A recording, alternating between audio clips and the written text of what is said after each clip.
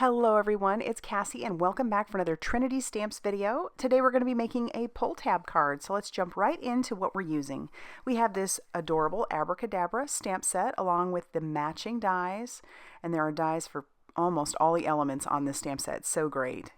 We're also going to be using the Center Stage Slimline die. This thing is fantastic for making scenes with a stage, and you even have little people that you can put in chairs. It's just fabulous.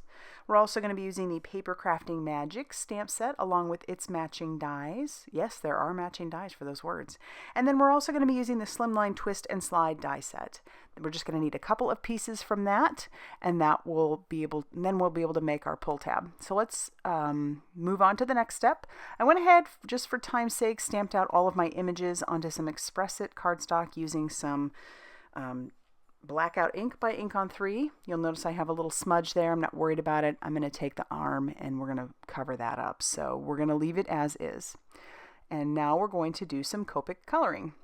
I chose Blackout ink along with this Express It cardstock because they work really well for any sort of alcohol marker coloring. And in this case, these are Copics. So I'll do my best to put all the colors up on the screen. The first color was R43, and we're coming in with a mid-tone of R35. I am going to go one step further on this and use RV29. Normally I am in kind of a two-color blend kind of gal. Sometimes I'll bring in a third color on occasion, but not always. But this I just thought was fun. I really wanted it to be dramatic. So then I'll work backwards from there and go mid-tone, then our lightest color. And you can see it works pretty nicely. Since we already have these colors out, we're going to go ahead and continue using them on the rest of the images. RV29 for her shoes, and then using that same process of lightest to darkest, we'll do that on her dress and on his bow tie and cummerbund. So I'll start with that that R43, come in with some R35, and then very lightly in some areas add that RV29. These are a little bit smaller areas to use a three-color blend, but I do it in some areas, just a few. And it's very, very subtle, just adding little dots in some places. And on his shoes, I decided to just make those a bright red with the R35 and the RV29. And then once again, working ourselves backwards. The R35, and then back again to the R43. And I just love how cute that is. Once that's all blended out, we're going to move on to her hair. I decided to make her a dirty blonde. So I chose the colors E55 and E84. And this is a prime example why you don't just go with the color on the cap to decide how those are going to look together. This is why it's so important to swatch out your products. So the E55 is a little bit lighter than the E8 or the E84. And it looks pretty good together. And then once again, just bringing in that darker shade of the E84. And it doesn't look like much until you get her skin tone on there, but I think she's really cute. For his hair, we're going with E08 and E19. My E19 is one of the original Copics, and I have actually switched out all of my chisel nibs on those and added the brush nib, because I just love the brush nib and the bullet nibs so much. I rarely use the chisel nib, so that is why I did that. Then we're going to come in with our skin tone for both of them, which will be E00, and then a darker shade of E11. I'm not going to blend out the E11. It isn't really that harsh. Normally I would say, oh, when you don't blend it, it's a harsh line. But because these colors are kind of close to each other, it's not really that harsh. You could always blend it if you wanted. So then we'll move on to him. And now once their skin tone is on there, their hair goes really well with it. I just think that's so fun. I love these little images, and you can color them pretty much any color you want. All right, for the tires and anything else that I want to be gray, I'm using the T markers. So I've started with T3. I'm going to come in with T5. And once again, that is one of those original Copics. And I didn't like how light those tires were, so I'm just going to go right over the top of that with that T5. Same thing with his cloak. I decided I wanted that to be a little bit darker than his pants. And then my darkest shade will be T7. And just adding a little bit of that, and then we'll work backwards again from there and blend those out just a little bit. Once that is all done and everything is blended, I'm going to grab out the matching dies and tack that down with a little bit of washi tape before I run that through my die cutting machine. After you do all that work, the last thing you want is for those dies to shift. So there you have it. And now we'll assemble all the pieces. So there I'm covering up that little ink splotch that I had with her arm. And then I'll put her head on there, and that piece is assembled. And then the other little box is going to have her feet coming out of the back. So these two pieces are going to slide. And then we'll put the saw in his hand. As a kid, I always wondered how that particular magic trick would work. All right, for the center stage Slimline die, I went ahead and, to save a little time, cut out all the pieces that I needed.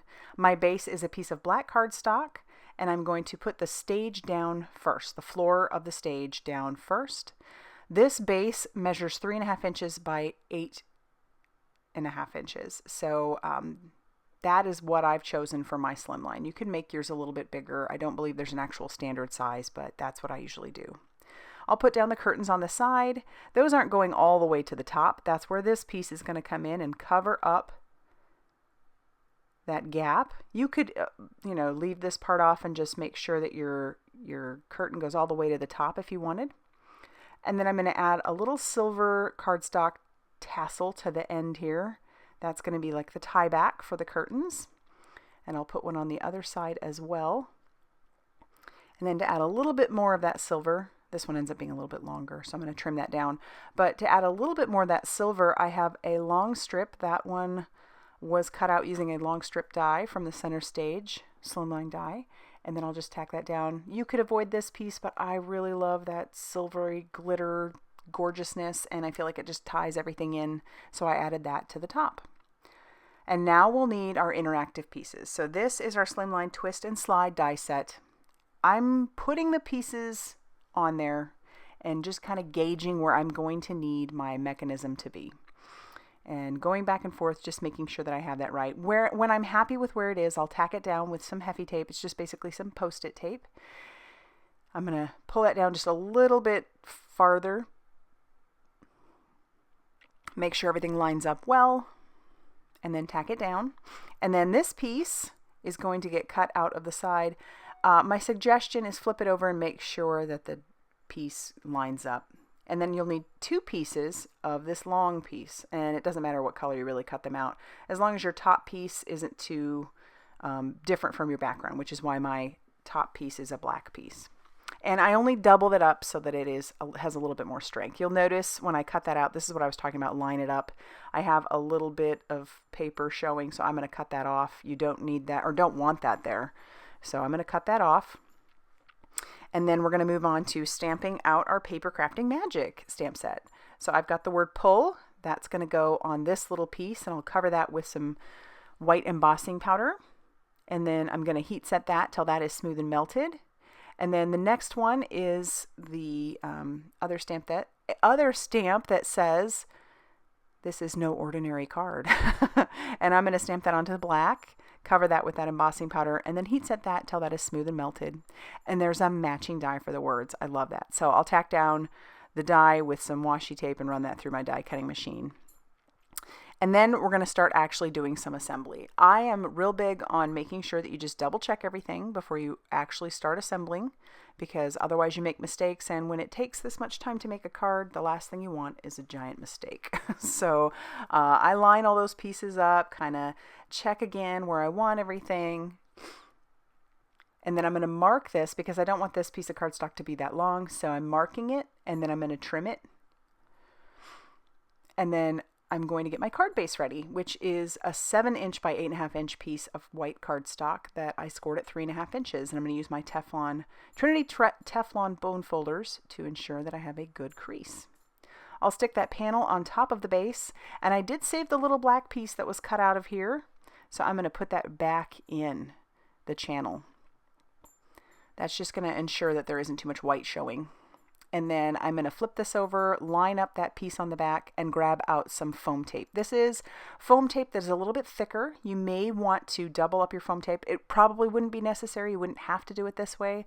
I just like mine to be a little bit thick to make sure that everything moves smoothly. And you might want to add your foam tape to be a little bit closer to your pull tab than what I did. Mine kind of flops around a little bit more than I would like, but it still works great. You just might want to have it be a little bit closer. And then once I have all that on there, then before I actually adhere it, I'm going to do up the inside of my card, which uses this little girl, and then I'm going to stamp another sentiment on the inside that says, "It's paper crafting magic." I love that. So cute. And it goes so well with this stamp set. How fun.